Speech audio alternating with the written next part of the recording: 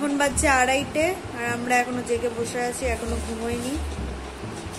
কালকে সকালবেলা কি করবো যাই না। ভালো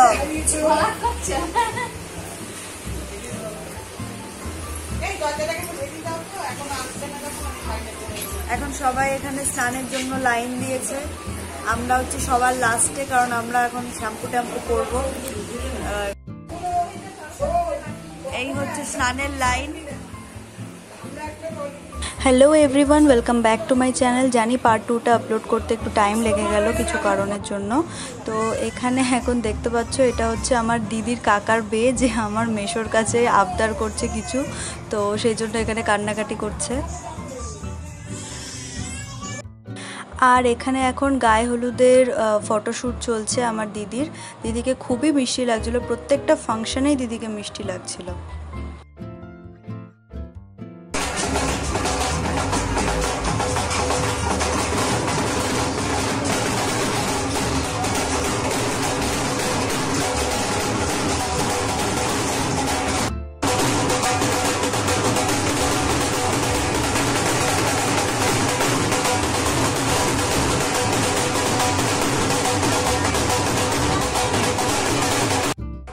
আর এই মায়ের মন্দিরে আমরা সবাই এসেছিলাম, এখন মায়েদের সবার ফটো তোলা হচ্ছে এখানে। আমাদের ওয়েস্ট বেঙ্গলের বিয়েতে যেরকম ব্যান্ড পার্টি আনা হয় প্রত্যেক বিয়েতে, আর এখানে সেরকমই ঢোল আনা হয়।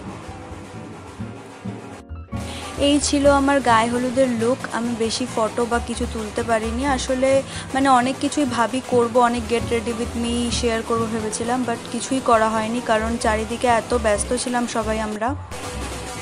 আর এই হলো আমাদের নাচ পাগল কোণে, যে কিনা মেহেন্দি থেকে শুরু করে রিসেপশন অবধি নেচে গেছে, শুধু বিয়েটা বাদ ছিল। তারপর বরপক্ষ থেকে গায়ে হলুদ চলে আসে। দেরি হয়ে গেছিলো একটু, কারণ কি এখানে খুবই বৃষ্টি শুরু হয়ে গেছিলো। আমাদের ওয়েস্ট বেঙ্গলেও হচ্ছিল যেমন, ঠিক তেমনই দিল্লিতেও বৃষ্টি হচ্ছিল।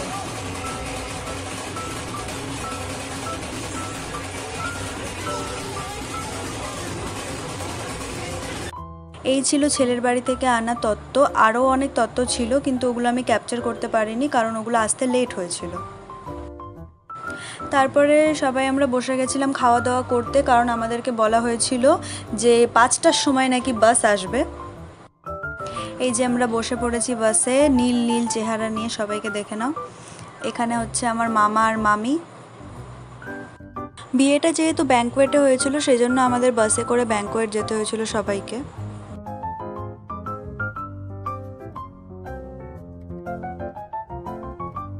আর এই ছিল আমার মেহেন্দি। যখন আমার দিদি নাচে ব্যস্ত ছিল তখন আমি মেহেন্দিটা করে নিয়েছিলাম টুক করে।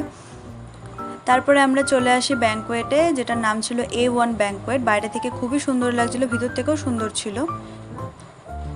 এখানে এসে মনে হচ্ছিল যে আমরা মনে হচ্ছে যখন কনে যাত্রী যায় ছেলের বাড়িতে, তখন যেরকম একটা ফিলিং আসে, আমাদেরও ঠিক সেরকমই ফিলিংস আসছিল।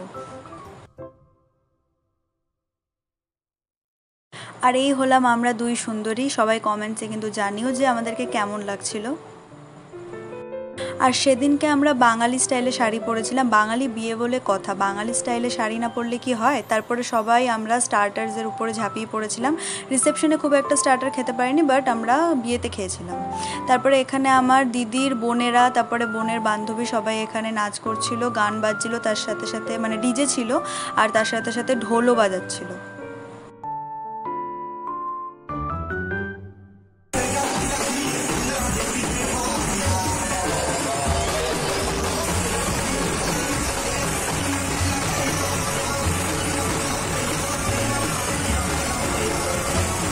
তারপরে বরমশাইয়ের আগমন হয়। বরমশাইকে আমি আর রায়াদি মিলে গেট ধরেছিলাম, কিন্তু সেই ক্লিপটা আর কেউ নেয়নি, তাই আমি অ্যাড করতে পারিনি। তারপরে এখানে আশীর্বাদ করা হচ্ছিল মনিদিকে, যে মনিদির শাশুড়ি, তিনি আশীর্বাদ করছিলেন মনিদিকে। তারপরেই চলে আসে সেই ঐতিহাসিক মুহূর্ত, যখন মেয়েকে পিঁড়ির উপরে চাপিয়ে 7 পাক ঘোরানো হয়, তারপরে মালা বদল করা হয়। তো এখানে আমার দিদিকে কেন জানি না সাইডে নিয়ে বসিয়ে রাখা হয়েছিল কিছুক্ষণের জন্য। আর আমার দিদি খুব ভয় পাচ্ছিল, কারণ অবভিয়াসলি পিঁড়ির মধ্যে বসলে একটা ভয় সবারই হয়, ওরকম একটা ব্যালেন্স রাখতে হয়, তার মধ্যে হাতে পান পাতা নিয়ে বসে থাকতে হয়। আর এখানে আমার দিদির সব ভাইয়েরা সবাই এক একটা বডি বিল্ডার, তো ওই জন্য সবাই এরকম মানে মাথার উপরে তুলে রেখেছিল দিদিকে। আর যখন মালা বদলটা হচ্ছিল তখন আমার দিদি খুবই ভয় পাচ্ছিল, তোমরা ভিডিওতে দিদির মুখটা দেখতেই পাবে।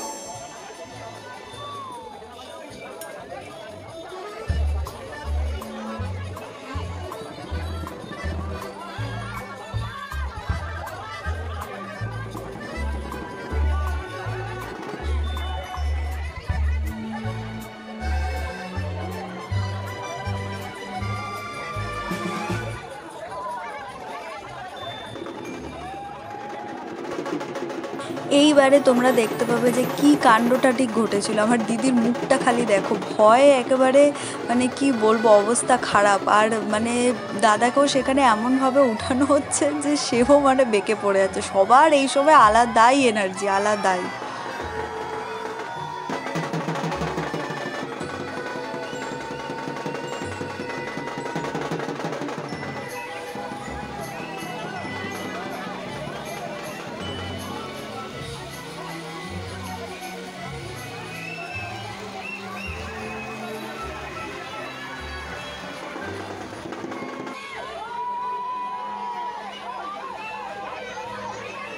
আর যেরকম করে ঠিক মইতে চাপে, আমার দিদি ঠিক সৌরভদার বুকের মধ্যে মইতে চাপার মতো করে চেপে মালা পরিয়েছে।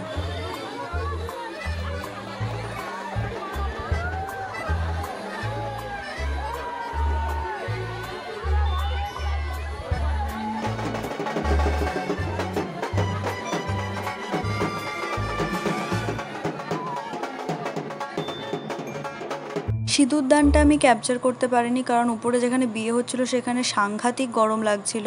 তো আমরা অনেকবার উপরে গেছিলাম, বাট তারপর লাস্টে নিচে চলে আসি। দিয়ে রাত্রেবেলা আমরা সবাই খেতে বসেছি। যখন আমরা খেতে গেছি তখন মোটামুটি সেরকম কিছু ছিল না, তো আমি 1 পিস চিকেন নিয়েছিলাম আর 2 পিস মাটন আর রাইস নিয়ে আমরা খেতে বসেছি। তারপরে রাত্রেবেলা মোটামুটি তখন কটা বাজে, 2টো বা এমনি সামথিং কিছু হবে। হ্যাঁ, 1টার সময় বাসকে টাইম দেওয়া ছিল, আমাদের 2টো বেজে গেছিলো, কারণ স্বাভাবিক বিয়ের সময় কোনো কিছুই টাইমে হয় না। এখন আমরা বাড়ি যাচ্ছি, আমাদের বাস।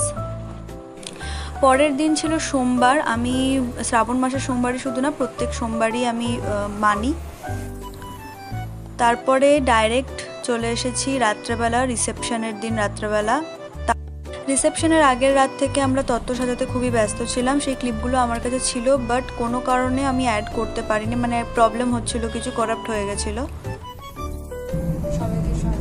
এখন বাজছে 10:45 আর আমরা এখনো পৌঁছাতে পারিনি রিসেপশনে। কখন পৌঁছাবো জানি না, কখন পৌঁছাবো তার কোনো ঠিক নেই। সব অন্ধকার, সব দোকান বন্ধ হয়ে যাচ্ছে চারিদিকে, আর আমরা এখন যাচ্ছি রিসেপশন। ঠিক আছে, এমনি তো ভেজই খেতাম ভাই। হ্যাঁ, যেখানে স্টার্টার আমাদের না পেলেও চলবে, কারণ স্টার্টারে সব ভেজ।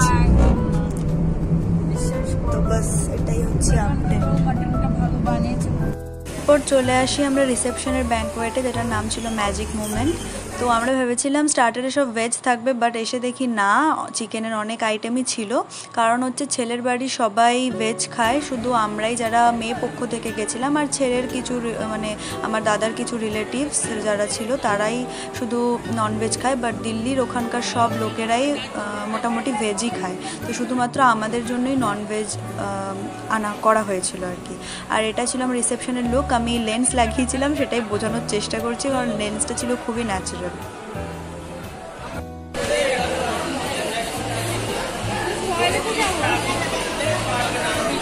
নাচ করার পরে আমাদের এখন এরকম হালত দেখে, চেহারাটা দেখো, বিধ্বস্ত পুরুষ, সরি নারী, নারী পুরুষ বলছি, দুর্বল বলে আছে, বিধ্বস্ত নারী। এত নেচেছি সব মেকআপ বলে পড়ছে। আজকে আমরা সত্যি কথা বলতে বেশি মেকআপ করি। হ্যাঁ, এটা সত্যি কথা। আজকে আমরা মেকআপও বেশি করিনি, আজকে আমরা টাইমও বেশি লাগাই। আজকে আমাদের তত্ত্ব সাজাতে আর সবাইকে সাজাতেই টাইম চলে গেছে। এখন এনেছি, এখন বমি বাচ্চা আর খেতেও পারবো না।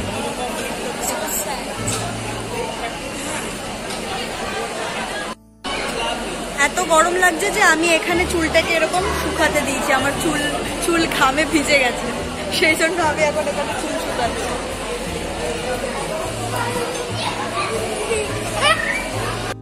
আর এই ছিল রিসেপশনের মেনু। ফার্স্টে স্টার্ট হচ্ছে গাজরের হালুয়া দিয়ে, তারপরে ছিল হচ্ছে গোলাপ জামুন, আর তারপরে নান। এখানের নান আর আমাদের ওখানকার নান দুটো অনেকই আলাদা, আর এটা ঠিক বুঝতে পারছি না কি। আর এটা আমার মনে হচ্ছে ডাল মাখানি ছিল। তারপরে এটা পনিরের কিছু আইটেম ছিল যেটা আমি জানি না, খাইও নি। এখানে একটা মিক্স ভেজ, তারপরে আবার একটা কিছু ছিল, ওটা মেবি তরকা ছিল, এটা ডাল মাখানি ছিল, সামথিং কিছু হবে। এটা রাইস, চাউমিন, তারপরে এখানে কিছু মাঞ্চুরিয়ান ছিল, ভেজ না ননভেজ জানি না।